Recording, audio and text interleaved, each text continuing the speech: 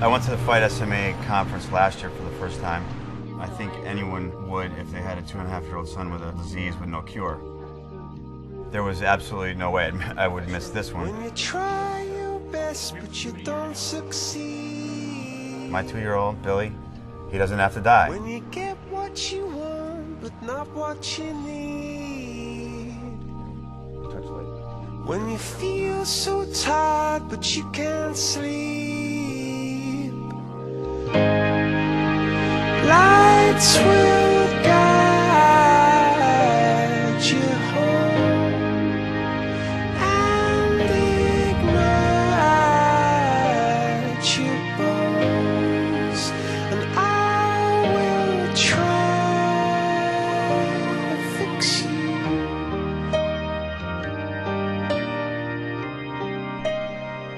There's a consortium, 3 or 4 doctors that are working on a new drug trial.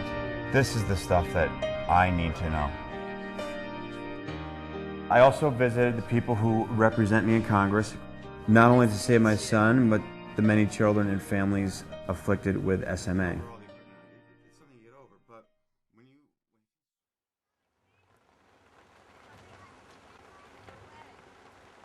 Billy was born, my 3rd child. He was a healthy baby boy. We had no reason to believe that anything was wrong with him. Nothing was wrong with his birth, with my pregnancy. He was about 4 months old when I said, there's just something wrong. He's not moving his legs like he used to. I went online and I looked up floppy, because that was mentioned, floppy baby, or hypotonic, which is low muscle tone. And it came up with about 30 diseases deep. What inevitably was wrong with Billy was that he had spinal muscular atrophy. And when I read that disease, we had no history of it in my family. So it was one of those that I just crossed right off.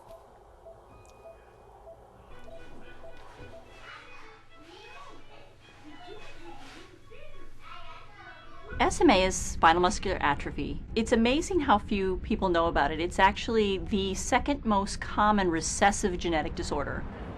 About 1 in 40 people carry the gene. In the more severe form, these little babies never roll over or sit up independently, and they have a very shortened life expectancy. Although this is a neurodegenerative disorder, it really is only the motor neurons, and these children are uniformly reflective, sort of mature before their time, observant, really touching kids often. At the neurologist's office, they told me that Billy would not walk, and most likely he had 80% chance of dying of respiratory failure before the age of 2. He went on to tell us that he wouldn't sit up, he wouldn't stand, and he would lose his swallow. And,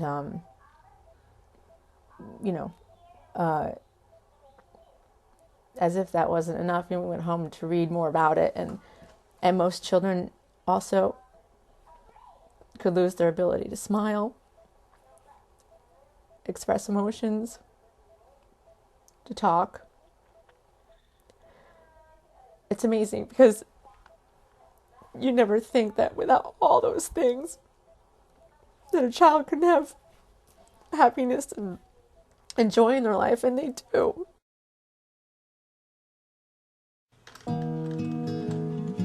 You know, the best thing that Scott and I did was also reach out to other parents that were dealing with the same, or had dealt with the same issues that we were dealing with.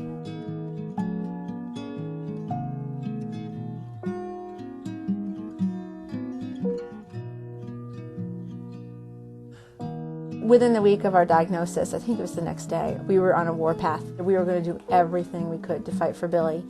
And, you know, if you look on the internet, it's just, you know, one horrible story after another of what happens to, you know, these type 1s that pass away. And it really gives you no hope. There is no cure. You know, it's almost like you want to make something out of nothing. And there isn't anything to make. And there's not enough research to go by, you know, so you really just need to be like a renegade in the field. One of the moms described it as like a pack of wolves. You know, something's wrong with one, you know, the whole pack's going to come in and fight for you and support you and protect you. We go 2, we go 3. The first thing we were handed was a prescription for a suction machine. Because Billy can't swallow on his own, you need to help him manage the secretions in his mouth. On Billy's healthy days, he gets 2 drills, and we call them drills. A drill consists of a couple cough assists, a cough assist machine. It's coughing for you. It does that for Billy because he's not able to cough on his own. Drainage, percussion, most likely coinciding with a neb treatment, a saline neb treatment. And then a couple more big breaths. That's probably 45 minutes to an hour in the morning and at night. Those machines Billy cannot do without. We've actually have backups for each of them in case one of them breaks or goes down.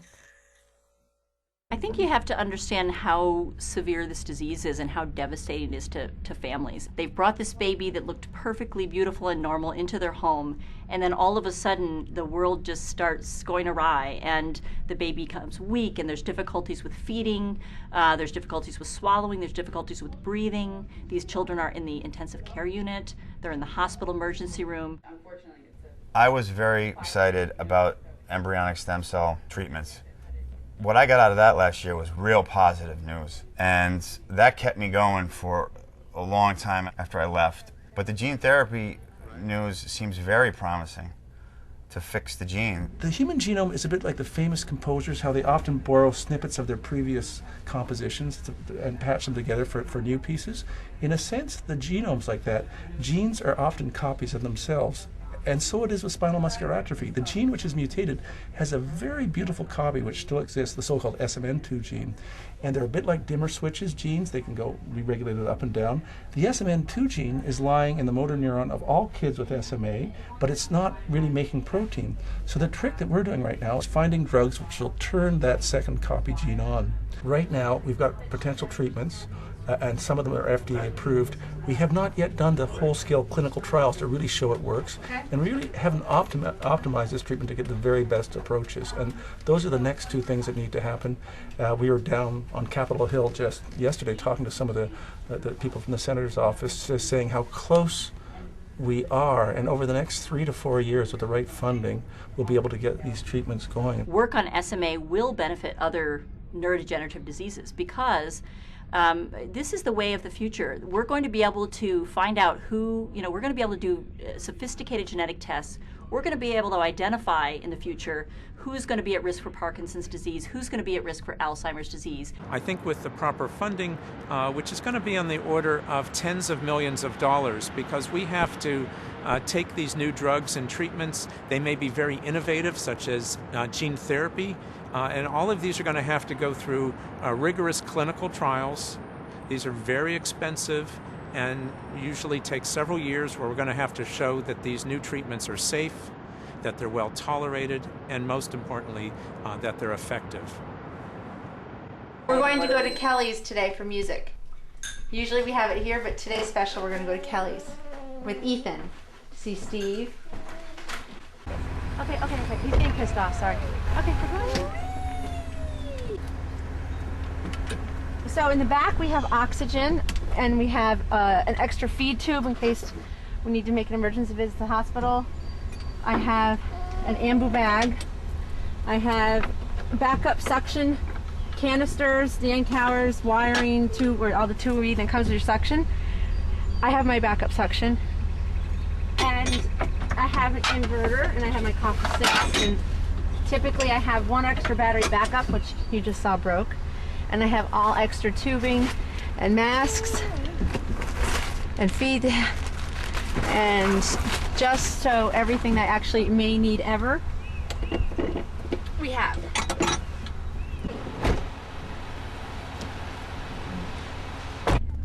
Hello, everybody. So glad to see you. Hello, everybody. We're so glad to see you. Hello to Billy. So glad to see you. Hello to Ethan. So glad to see you too. Hello to your mommies. So glad to see you. Hello. Not getting any more answers about when, how. So close. I mean, I'm very. It hurts. It just hurts. I wanted, I was hoping, and you know what? It was probably too much to hope for. Lights will guide you home and ignite your bones. I will try to fix you.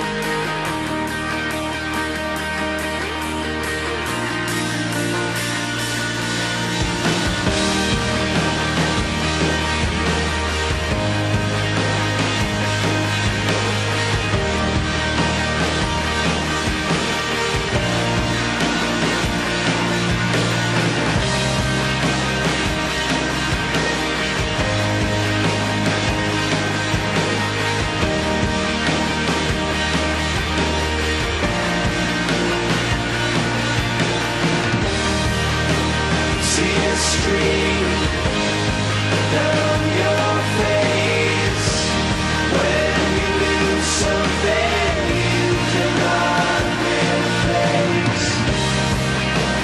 Tears stream down your face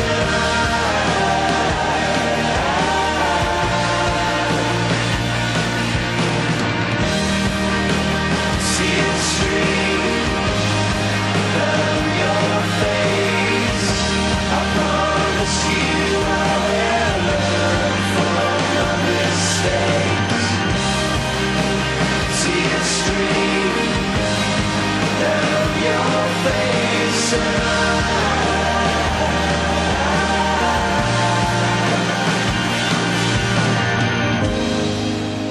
Lights will guide you home and ignite